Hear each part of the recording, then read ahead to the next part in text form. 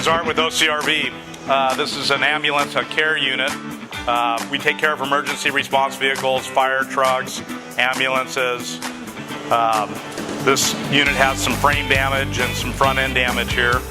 So we'll be putting this thing on the frame bench, getting it squared up, getting sheet metal back on it, get it painted, and get it back into service.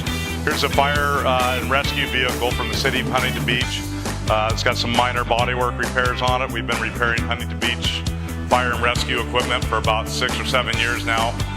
So if you've got any commercial truck, rescue, emergency vehicles, RVs, we're here to help. Hey, we just want to take you up to date on another job. This is another emergency transport vehicle that took a big gouge down the side, and we've done the aluminum repair, and we've got it primered and prepped for paint.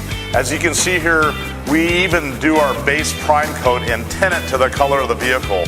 So therefore, if you get another nick or scratch or something, it's not going to be white, it's going to go down and be a base color of the color. And also it makes the coloristics and the color match just right.